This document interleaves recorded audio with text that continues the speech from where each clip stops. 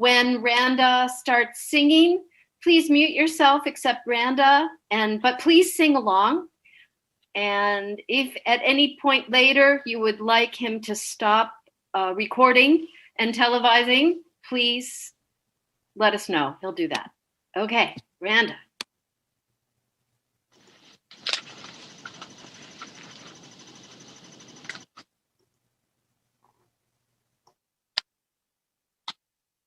You're on mute, Randa.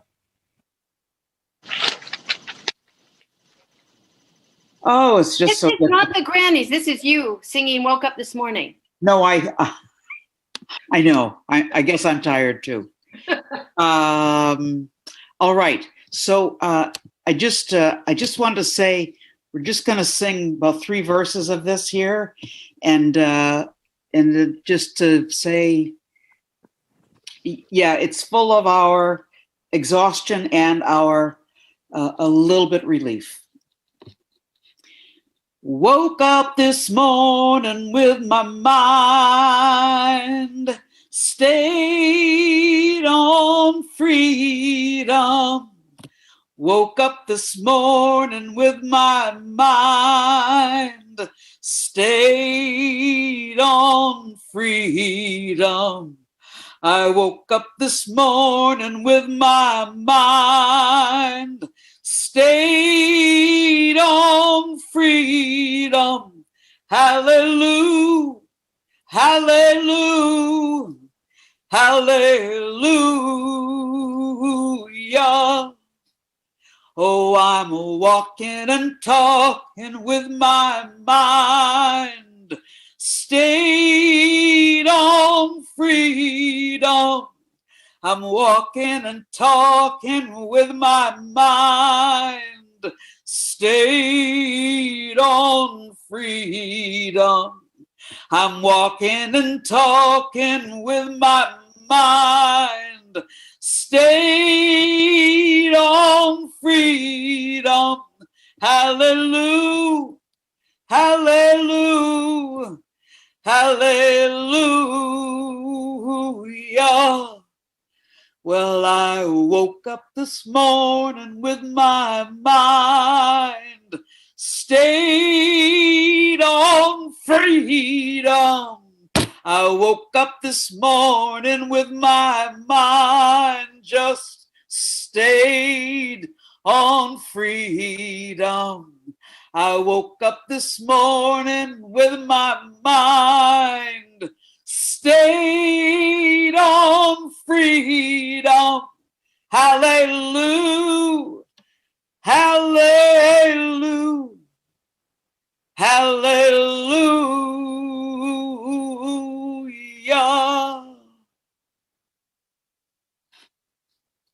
Hallelujah. Thank you so much. Welcome everyone to Tuesdays with Tillis, week number 200. I have to say the thing I am most grateful for. Look at Jane. Here, look, wait. I gotta show this.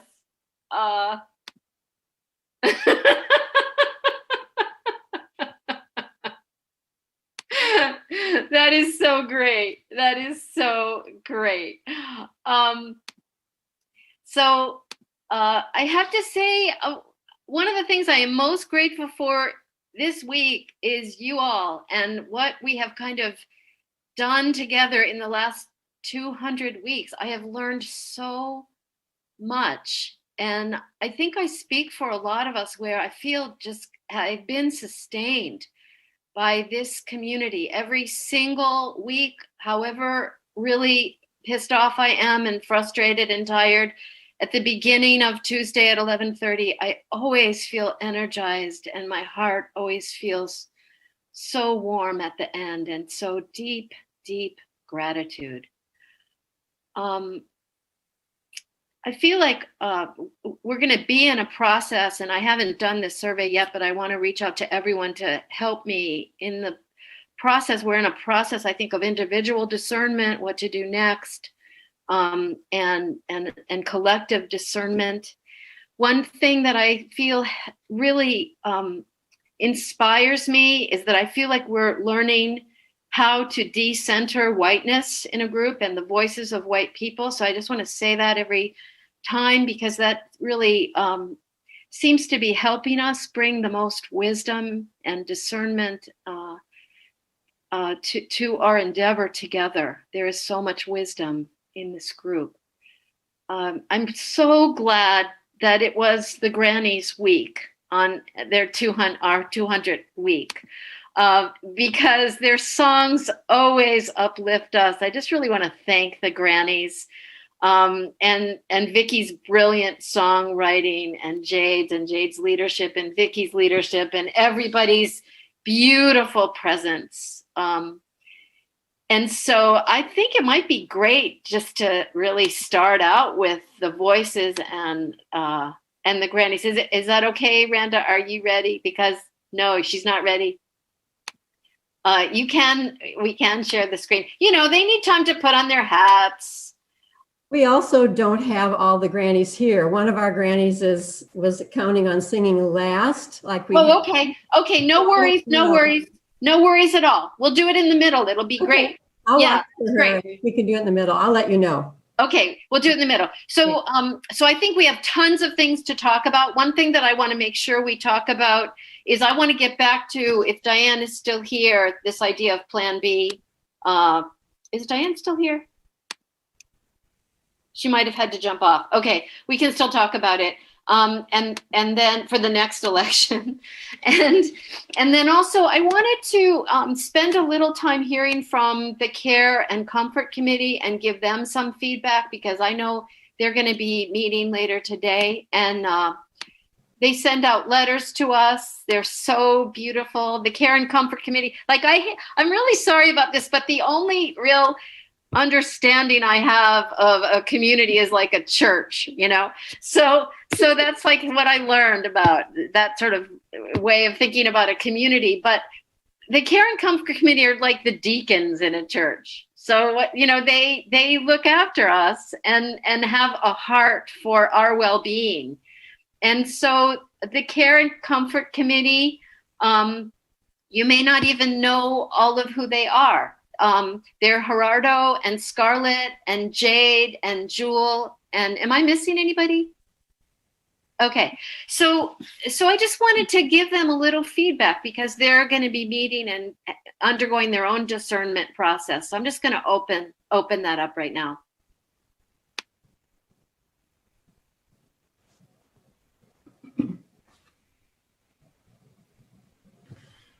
Go ahead, Doyle, and then Mark. Yeah, I would just say personally that having grown up in a church myself too, that the Care and Comfort Committee, I think, brings me something that was missing for me in my usual life these days. And I'm just very grateful to this group. Thank you so much. Thank you. Yeah, Mark, go ahead. Yeah, I kind of want to echo Doyle's words. I think they kind of help keep me grounded. I get hung up on all this stuff that we were going through with the election, and they kind of kept things grounded. So I really, really did appreciate them. Thank you. Oh, Mary Grace says they root us. Jeanette says they are like deacons in a church. I was thinking that. You're a godsend, Amy says.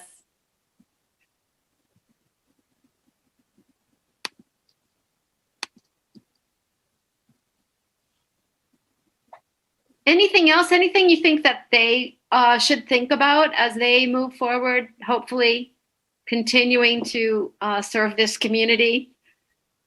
I very much appreciate the stories. That's just essential for me. Thank you. Stories. So much. The stories are fabulous. This is very, I was thinking, because I miss them sometimes, I wonder if they could be put, I mean, they're so good. I wonder if they could put into like a little booklet to be sent out, maybe even sold to support the movement. But anyway, they're really stunningly good. They're stunningly good. I hope you all hear that.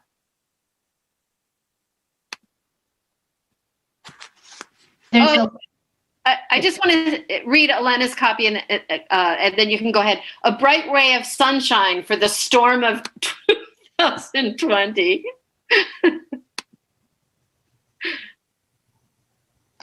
I think they also bring us to another level of personal sharing and deep digging that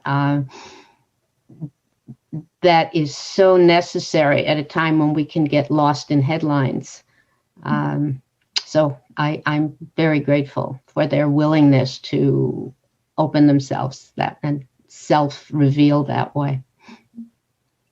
That's a really good point. Really good point. Following up on that, I focusing so much on the outward, giving us permission and encouragement to focus inward was really helpful for me.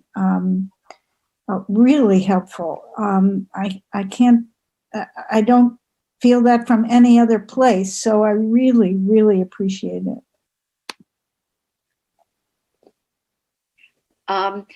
So are you taking this in? You look like you might be taking it in, you guys. Do you have any questions for us that you want us to answer? Or we're also inundated with emails, and I was concerned that each week receiving something was just another email that you had to deal with. And then secondly, I was concerned if maybe some of our stories and our openness was too much. In one of my first letters, and only the Care and Comfort Committee know this, I received a personal response from someone who was very angry about the letter. And I had to work through this with Jade and Jewel and Gerardo as to being myself and not guarding my words. But then on the other hand, I never wanted to cause anyone distress. Mm.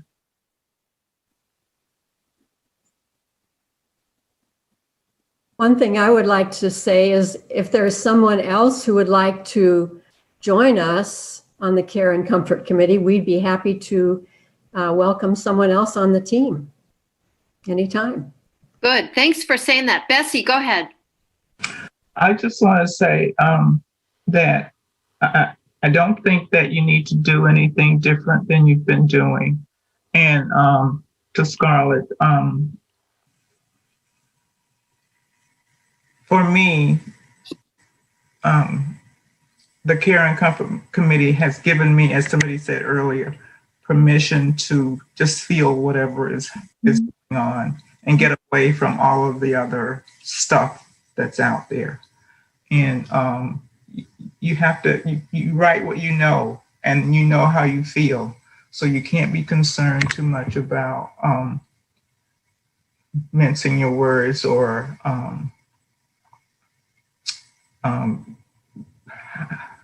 what it's going to do for one person as opposed to what you think is going to, how it's going to affect the community at large. Maybe that's why your messages always touch me so that they seem to be, and all of them seem to be from the heart, but for some reason yours, Scarlett, always get me. Oh, thank you so much. Thank you, Bessie. Thank you. Okay, did you, I hope you could take that in, everyone, and hear our gratitude for you and what you've brought us. Well, thank you. Thank you. Couldn't have said that any better. Okay, what's at the top of our minds right now? Let's just open it up because there's so much to talk about today. Go ahead, Pat. Relief that the transition has officially begun at last. Yes.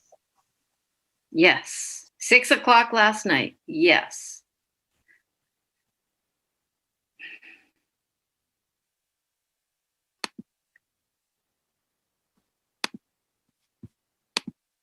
Okay, Darlene. Yeah, well, I woke up this morning feeling lighter than I've felt in a long time since the news from last night. But then I got back to being real and thinking, am I being naive? We've got a lot of hard work to do, even though I finally feel like he's going to be gone on January 20th. Well, he's going to be out of the White House anyway. Yeah.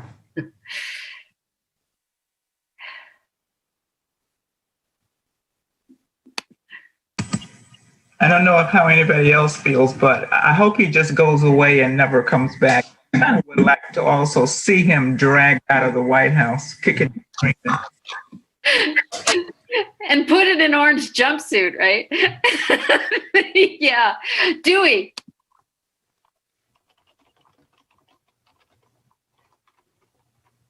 Dewey, I can't hear you. And I wonder if you turned off your video, if we might be able to hear you speaking. And you know what? I think I lost you. Does anyone see Dewey? Yeah.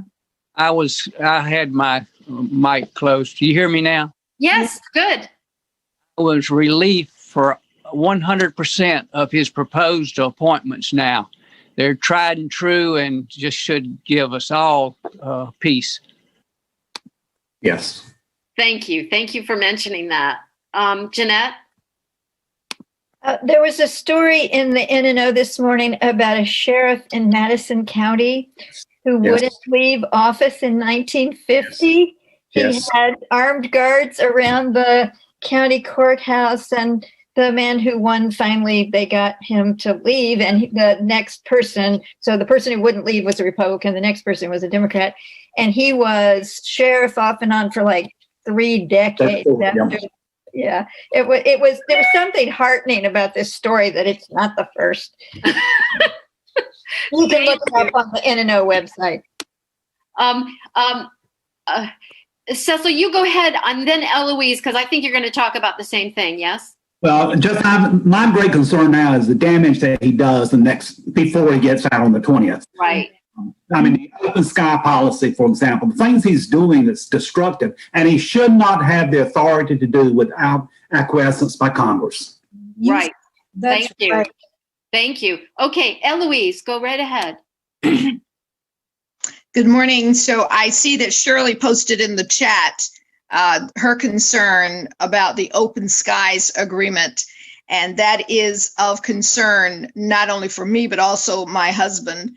And we are particularly concerned that on the MSNBC Rachel Maddow's show last night, she talked about the fact that the planes that are used for the open skies to protect Europe, essentially, and to be able to see what's transpiring on the ground. Take Russia, for instance. What are they up to? The breaking of this agreement now leaves Europe vulnerable, and the president proposes to destroy the planes and is not ordering any new ones. So, and that he can do that before President-elect Biden is inaugurated is shameful. And he didn't consult Congress, which is his obligation, Trump's obligation, before doing this. Apparently that conversation should have been taking place 4 months ago. So just the mere fact that we know that he's not presidential, but just the mere fact that he still has the power to destroy that which is beneficial to the world is shameful. So that's my concern. Yeah, thank you, Eloise. And can someone just real briefly talk about that to anyone who didn't watch Rachel Maddow last night, the Open Skies Treaty, what it is? But can I just say one thing? Sure. Actually, in honor of all that we're discussing, and I think I've messaged you, but it probably didn't get to you, we probably need to hear our special Granny moment. Oh, it's time for Grannies? It is. Okay. Okay. Okay, we'll mute ourselves.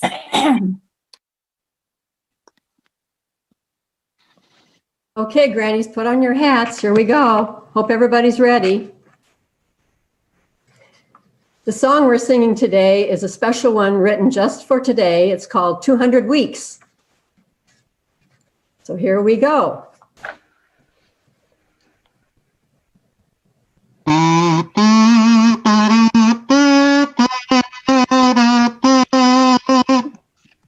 200 weeks have come and gone, 200 weeks of our lives. We thought we'd be done and Tillis be gone, but reality opened our eyes. Jade? Maggie is here. Maggie, are you ready? Okay. 200 weeks we've learned and grown as Karen led our band, meeting in person, meeting on Zoom, hoping Tillis would be canned. Randa and Michael have sung for us, and Scarlett chanted till she was hoarse. We marched, wrote letters, carried signs, Tillis never cared, of course.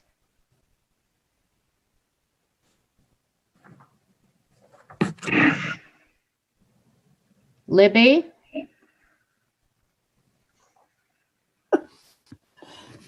For voting rights and DACA dreams and Medicare for all, Black Lives Matter, the fight for 15, we joined to heed their call.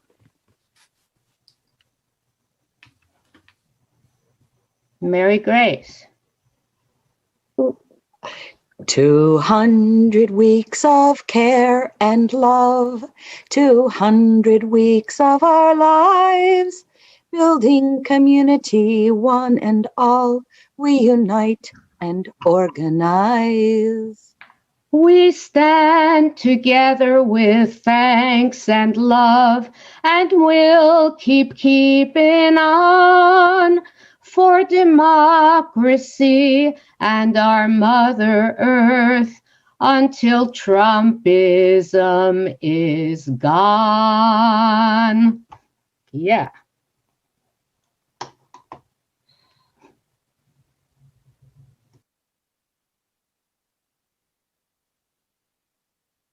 Thank you so much, Grannies. And thank you, Jade and Vicky, for writing that song. Thank you so much. Yeah, till Trumpism is gone. Let's hope it doesn't outlive us. Yeah, what can we do? So the Open Skies Treaty, it's with a lot of countries. Apparently he thought he could pull out of it by himself, like he pulled out of the Paris Climate Accord. Legally, he can't do that, but he did it. And then just like the post office destroyed the sorter machines, they may have already destroyed the reconnaissance planes that allowed America to keep an eye on what Russia was doing. So in whose interest was that decision?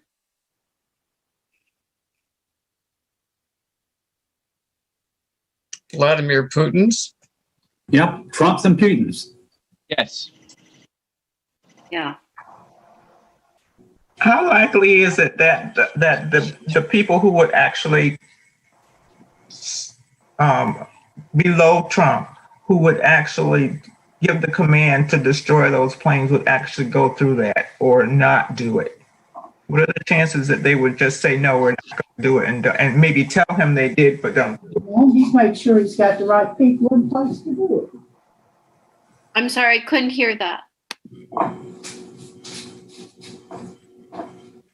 He has the people in place to do it for him. He has put them there. Yeah, he fired the Secretary of Defense. Right.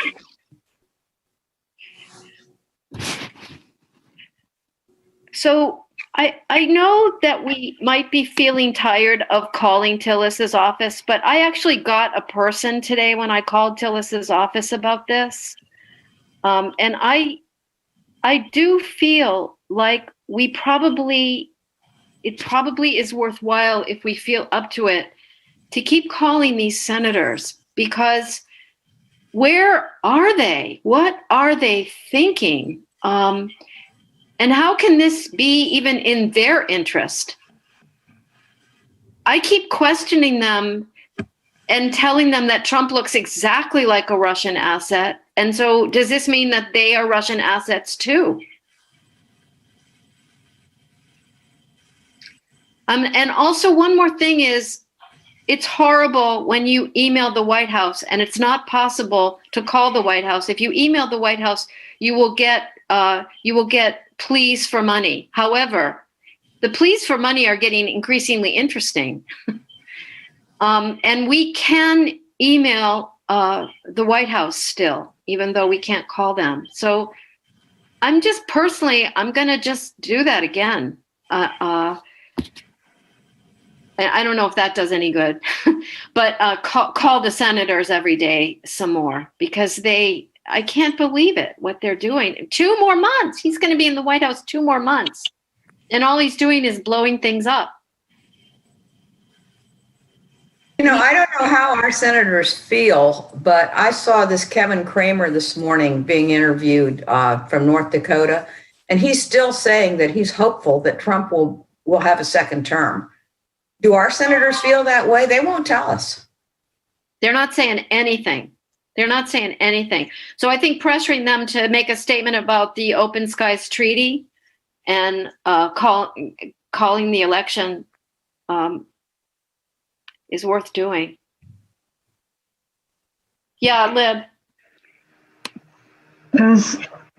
As wonderful as it felt to get up this morning and for once not have Trump's face on my cell phone when I turned on the news, I found in alternate news that this, and maybe y'all know more about it, of course, than I do, that there's been the discovery of the plot for Nazi group shipping weapons from Camp Lejeune and to, I believe it's Idaho, to Boise. So I don't know whether anybody else saw that or not, but that was frightening to know. It was gratifying to know that it was discovered and the investigation goes on, but one of the individuals is a Marine and it came from Camp Lejeune. So there's an active Nazi engagement within the military. And that's very discouraging, obviously. And I don't like to say something about it, because then that's sort of like fear mongering. But it's all part of the reality of the hate groups in North Carolina. Libby, can you post that source? I'll try. Yeah, so you kind of raised 2 questions. One is the credibility of news sources that we have to all be really careful of. But the other is the larger question of how do we resist these evil, racist people who have been unleashed by 4 years of Trump. Not that they weren't always there, but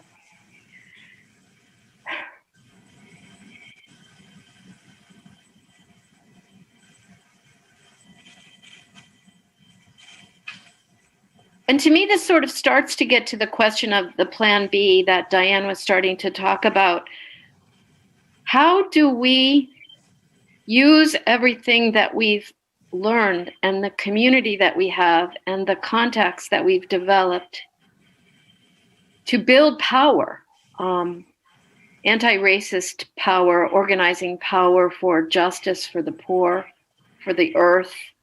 How do we do that? Not that we all have to do the same thing, but what are you thinking about that now?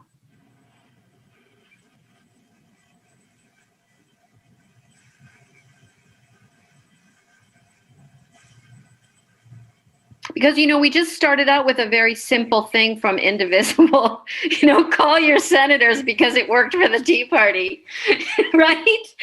And so, show up at your senator's office because it worked for the Tea Party. And then that's what we did. And so now what? Because we know more now. Didn't work so well for us. Do we need a new venue now? Say more. Somewhere besides the federal building. Oh, yeah. Well, all questions are open. Yeah, Dewey. I had my hand up for that same thing. If we don't have a vehicle in our Senate in this state, so why don't we go to Schumer or pick a senator that we know will recognize it if they're in California or Kalamazoo and adopt them for a vehicle to get our messages through. Okay. I mean, it's a very good point because all of these races are not statewide anymore, the statewide races. Like we're all involved in Georgia now. Yeah. Yeah. Go ahead, Chris. I've been wondering if we shouldn't be thinking about what, if anything, we can do if McConnell tries to block Biden's cabinet selections. Yeah. If he refuses to bring the nominations to the floor, or whatever trick he has up his sleeve, what, if anything, we can do about that? Oh, wow. I didn't want to think about that. Chris and then Mike. Okay, well, I was just wondering, you had mentioned Georgia, and just going forward with getting Warnock and Ossoff in there would be a really big help, wouldn't it? Yeah. To defeating.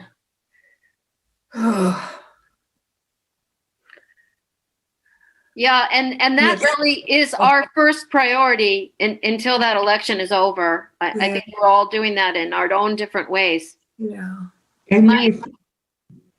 Oh, sorry. Mike Eisenberg, you had your hand up? Yeah, I think if Biden keeps nominating the people that he's nominated so far for defense and national security and Secretary of State, he's going to have no problem getting these corporatists confirmed by the Republicans. Maple? Hi. Well, I'm thinking we're always in crisis mode, reacting to the latest thing or the next thing that's going to happen tomorrow. But I was just thinking about goals, and we seem to be a consensus group, and there seems to be a core group that has the voice and decisions and others follow, but if you guys try to be consensus, I know I haven't been in consistently, but anyway, I think, that it needs to be decided, what are the goals, or check in periodically, maybe now at the beginning of the new year. What are the goals? Is it to spread the word about our local senator and support or fight the local senator, which would be Tillis or Burr? Is it a North Carolina group? I mean, I hear we're all over the place and we have concerns and we have fears, but for the long term, and my concern was if we're supposed to be nonpartisan, it really doesn't seem that way. And is it really possible to be nonpartisan the way politics are, especially in a state like North Carolina, right? And a lot of the directives, so the Indivisible and that, I'm not sure what their policy is. And if you want to offshoot from that, which I think is a good thing, and it's been a guidance, but, are you going to still say you're nonpartisan, in North Carolina or not? Because I think a lot of your talking points come from MSNBC and television, which is a mouthpiece for the DNC. I had to throw that in there, but that's how it feels to me. So, maybe relook and where's your information coming from, or just maybe you just want to keep going as you are and, go with that flow. It's not all wrong or anything. It's just really not nonpartisan. But that way it would reach more people that are independents. Even Chapel Hill here, over 50% of voters are registered as independents. And those are those people that went over to Trump 4 years ago. and now, because of what the Democrats really do. I mean, we could get into days of that, of what is a Democrat, but really, I think that's an issue. And I think that's why Tillis won, because it's a weak message and there's no policy like with Cunningham. I think it's good to look at it honestly and not just say, oh, well, I'm a Democrat and I'm going to go with the party line, because it doesn't really reach what people want. If we're progressive, that doesn't match. That's my speech. Thanks, Maple. Thanks. Dewey? Yes. I'm still where I have been with this nonpartisan, and that is, I would act our heads and our hearts and answer questions later. I would sort of give a headline that we're nonpartisan, but our actions, as we know, are clearly lean more towards the left, and that's exactly where I would stay. I think that would be consistent with indivisible. Yes.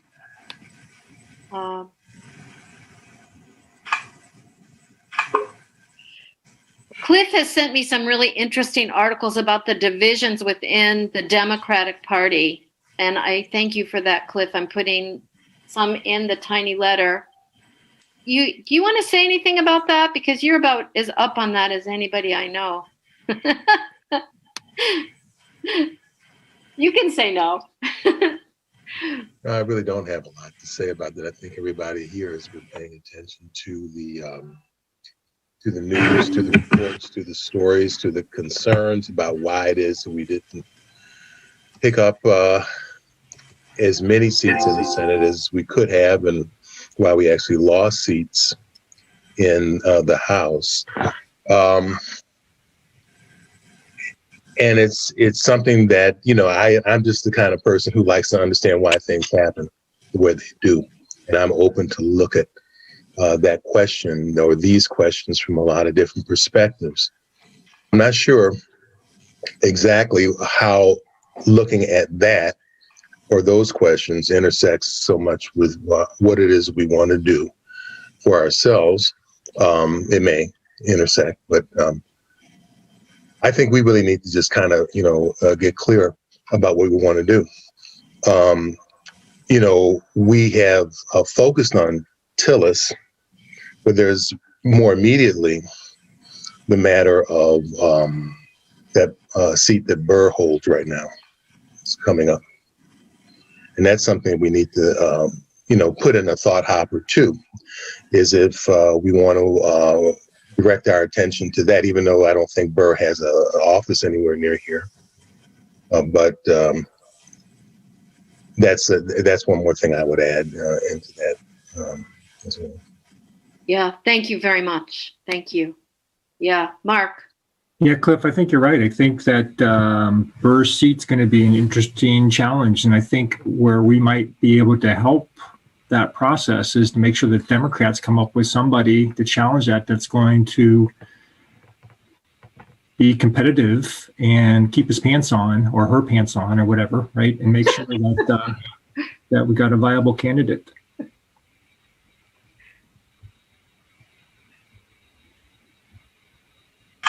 While we're on this, how much do you think Erica's endorsement of the candidate running against Jackson hurt her? I'm not sure I clearly understood why she did that. And the why would be important to me to understand. Clarify that. I don't understand. Well, he's a very popular state senator, and Jeff Jackson. Yeah, and she endorsed his opponent, so she got a lot of pushback for that. Yeah, it was my understanding that going all the way back to the time when people were jockeying to be the Democratic nominee to run against Tillis, that the Democratic Senatorial Campaign Committee interviewed a number of people and considered a number of candidates. And among the first, if not the first option, was Jeff Jackson. there were two other people, a woman who I think also was the state treasurer or something like that, who was on the list, and one other person. And Erica, I guess, also interviewed with that committee. And but the fourth option wound up being Cal Cunningham. And he was actually, I guess, in the process of running for lieutenant governor at the time. Then he changed his emphasis. But I interpret some of Erica's decision to oppose Jeff Jackson, or to support his opponent, I should say, Sonia Nichols, I believe is her name, yeah, who's a Trumper, as I guess an attempt maybe to bring down Jeff Jackson a peg, because I think that he's probably going to be at the front of the list of candidates for that seat coming up when Burr leaves. Okay, thanks a lot for that. Scarlett. Oh, you're muted. When I spoke with Mark Woodard at the rally 2 weeks ago and expressed my feelings about Cal Cunningham, and I said, you need to consider a woman, a person of color, and he said that, and he may have misspoken, or he may have spoken out of turn. He said Jeff Jackson was one of the ones that the Democratic mucky mucks are looking at to run against Burr. Again, yeah, they're looking at him again. Yeah, Jade. I think that one of the things about our being partisan that has a conflict for me was that we were all excited about Erica Smith. She came and spoke to us, and we were thinking of how great it would be to have a woman of color as our senator. And yet we never got behind her, that I remember. We never supported her as a group because we were nonpartisan. And I think that's one of the reasons she didn't get more help and more votes. And I was really sad about that. Well, I don't think our group has that much power. I think a lot of us individually got behind her and supported her campaign, but we have never endorsed a candidate, really. Mm-hmm. I mean, I think she lost because she didn't raise enough money. But I think that she didn't get enough help from the leaders of the party. She was a great candidate. She's so articulate. Yeah, Lib. She is also an advocate for the environment, and she spoke so clearly about the needs in Northampton County, and actually at the Environmental Justice Summit spoke on the same stage with a person who didn't think the way she did at all, and she explained very clearly why she thought the way she did, and accepted climate change and wanted to make a difference. And so I'm coming back personally to this whole notion of changing the culture to think about the necessity of taking care of the environment and taking care of our water and air, and shifting it somehow from this the other thinking of the threats. Right. It's all connected. Right. So the question is, how do we build power? How do we build power in that direction? And Elena put in the chat, yes, all the money got thrown at Cunningham. And also, I talked to Reverend Spearman at one point early in the race, and the NAACP wasn't particularly supporting Erica Smith, which I never did understand. So, it seems to me that if we can get behind somebody early, and we're all in different precincts, try to get our precincts to pressure the state. I don't know how to do it, but we do have to work through the Democratic Party to get a good candidate, it seems to me. Well, isn't the NAACP also a nonpartisan group that doesn't endorse candidates? They register voters and encourage people to participate in voting, but they don't endorse anybody, as best I can understand it. Well, I think I'm more speaking that he personally wasn't that behind her, and that kind of disappointed me. Yeah. Well, I do think, though, just piggybacking on some of what's been said, I mean, heretofore we have been within, the context of Indivisible, we've been a reactive kind of group. We've tried to resist the Trump agenda by petitioning our representatives. And that kind of activity has had minimal success. It's had some, but it's not had as much as we would have liked. And going forward, we can think of expanding our vision, perhaps, to be more proactive as opposed to just reactive, to be advocates for points of view, and to really try to apply more muscle, so to speak, not just against something, but also for candidates and positions, and that would require us, I think, to be more partisan. Oh, I wrote that down. Thank you. What do you all think about that? Yeah, we may need to be a little more direct too, I don't mean to be radical, but maybe we need to do some sit-ins. Oh, be radical, Mark. Be radical. All these gray-haired guys sitting in front of Tillis' office might get a little bit of reaction from Mr. Tillis. I don't know, right? But I think we need to think a little bit more about that. Elena likes that. And so does Liv. That's good. All this gray-haired people. That's so great. Yeah. Yeah. So Lori. Muted, Lori. Seems to me that we can also focus more on issues that affect our rural population in North Carolina, not just our electoral issues, supporting down. Go ahead. I'm sorry. Supporting what? Down home. The organizations that are more grassroots in North Carolina, supporting the For All grassroots organizations modeled after Durham for All, because I think, looking at the election is one avenue to approach these issues, but speaking to people and supporting their concerns and their issues, I think, is another focus that we can make change without necessarily making electoral change. How do we do that? Yeah. How do we do that, Lori? How do we do that? Well, I'm thinking more of supporting these organizations and finding out what their work is and see if we can join them, whether that's canvassing or money or simply a partnership thing. Yeah.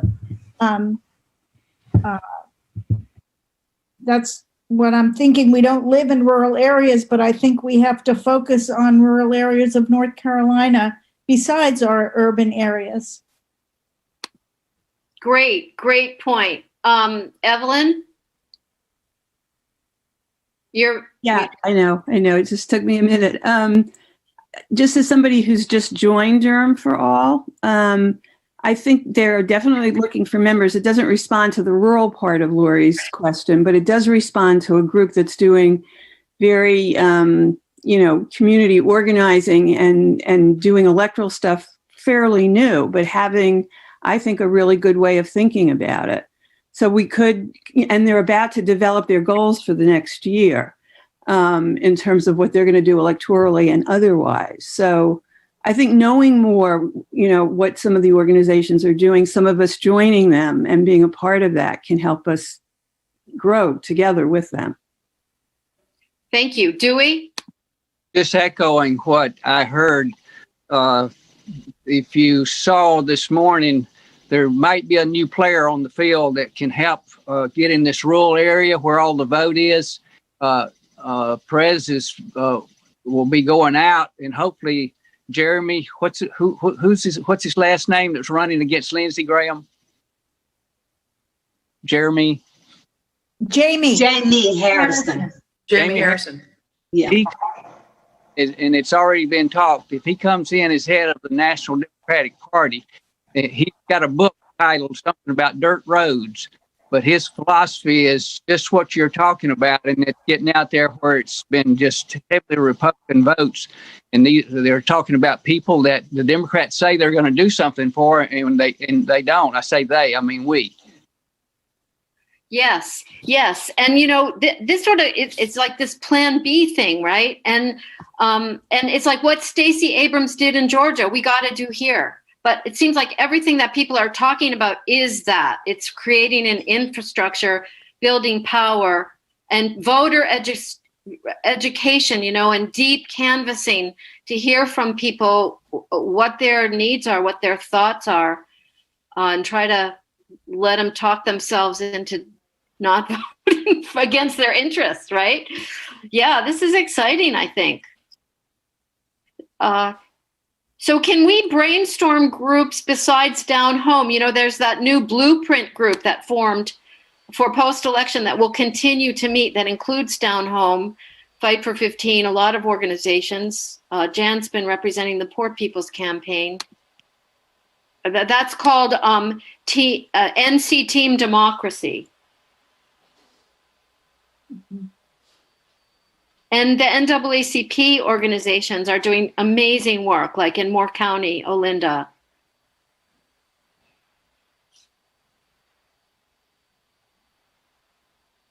Yeah, I was thinking earlier too about the Poor People's Campaign, because they seem to have, they're national, but they seem to have niches in every state, and maybe even down to the local level that we could attach ourselves to, like we did and are thinking about unattaching ourselves from the indivisible group, but become, I don't know, a branch or whatever is needed to help them do what they need to do.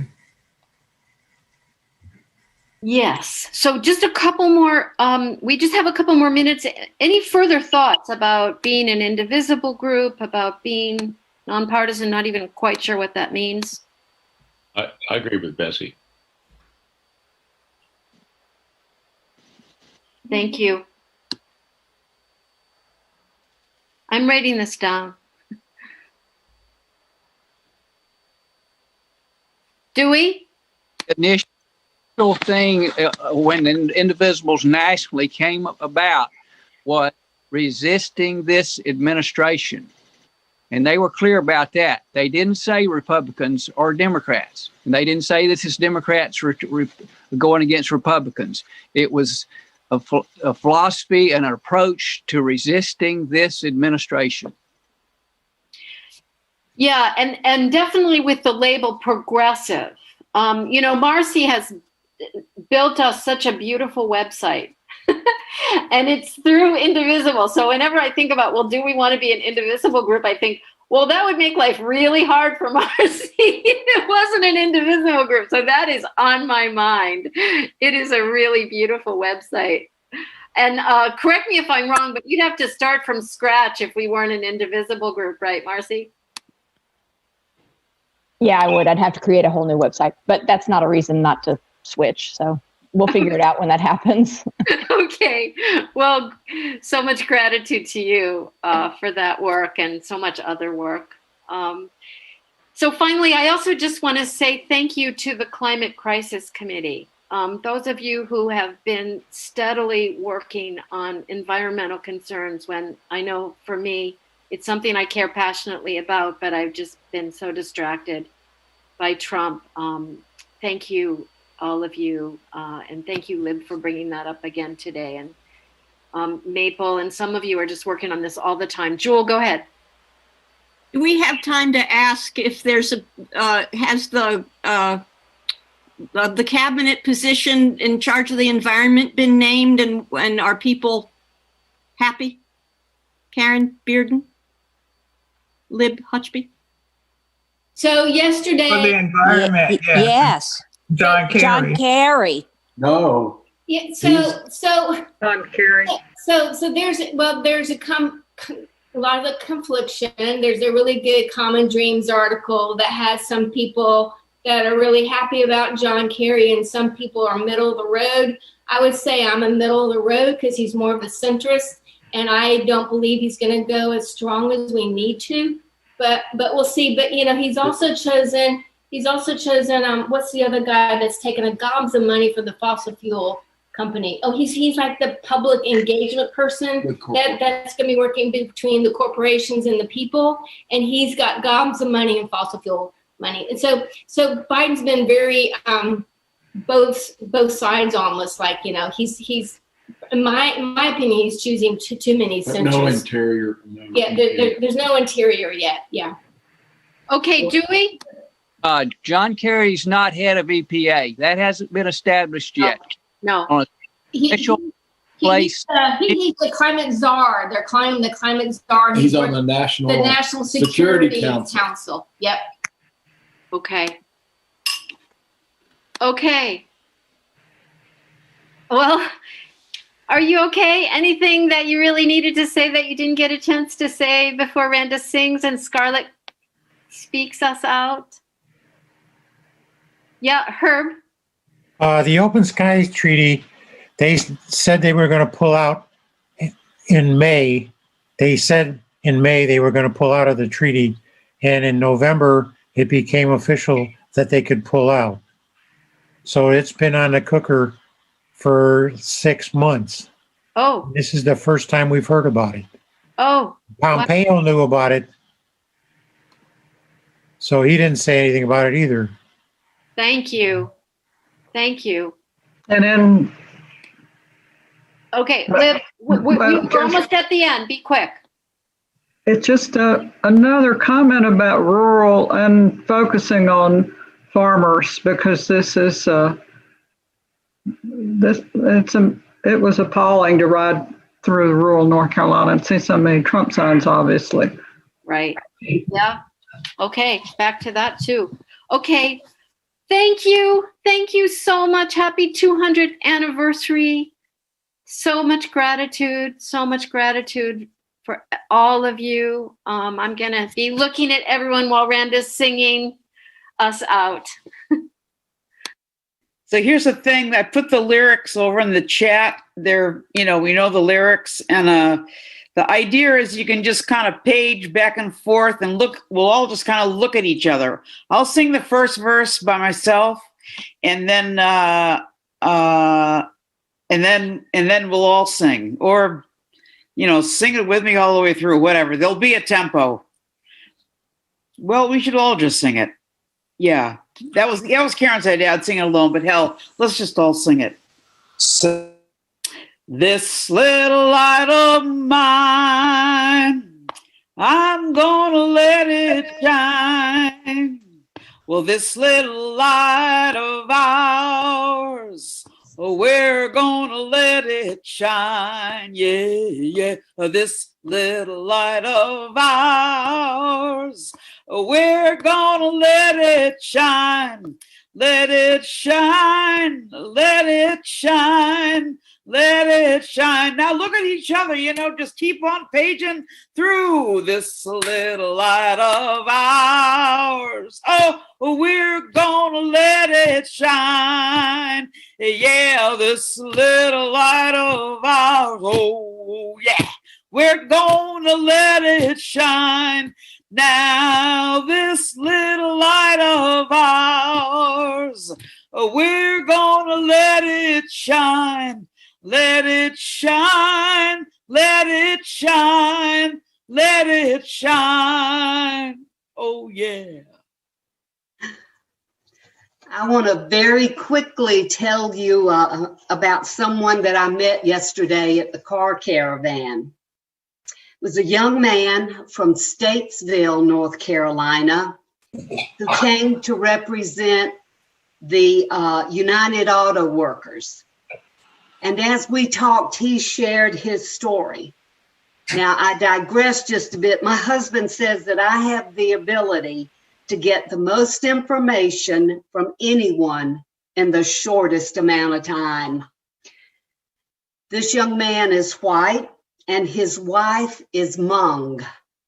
The Hmong people originated in China, but they settled in Laos.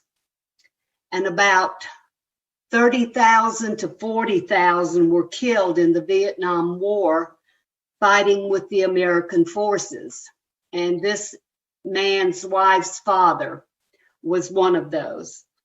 And after the war, this family was in a refugee camp in Thailand for 5 years. And there was much deprivation, but the family felt gratitude for being together and for just being alive. And this young man talked about his 3 sons and the discrimination that they sometimes face in their small town. His wife has shared her story, though, because it's difficult, but she feels that her son should know this story. And he talked about his involvement in the civil rights movement through the United Auto Workers. So, and about his personal growth. So where am I going with this story? Thanksgiving will be different this year, but take time to share your story. Write it down. And if you need to, get in touch with one of us in the Care and Comfort Committee. We're here. Share your story. And I love this quote by Elie Wiesel, the Holocaust survivor. He said, "For me, each hour is grace, and I feel gratitude in my heart each time I can meet someone and look at his or her smile." So, dear friends, smile. We are grateful and we thank you. Forward together. Not one step back. Forward together. Not one step back. Forward together. Not one step back. Hi, Lucy. Thank you. Thank you. Hi, Maple. Thank you. A lot of great ideas. A lot of great ideas. Thank you, everyone, so much. Very white. Thanks, Randa. Thank you. Well, I was sorry not to have Michael with me. He's up in Albany. Ah, Hi, Michael. You're up in Albany. Thank you, Michael. wow. Yeah, I guess so. Everything's in a state of transition. Everything's in transition. That's good. Transition is the word. It feels so good now. I'm happy for 200 weeks with you people. Thanks and transition. That's all right. I'm happy for 200 weeks with you people. Thanks, everybody. 200 weeks. Beautiful. Right back at you, Mike. A long way. Congratulations to y'all. And you too, Lib. Yeah. The good word is breathe. Oh, I'm out there too. Hey, Libby, happy birthday. Happy birthday.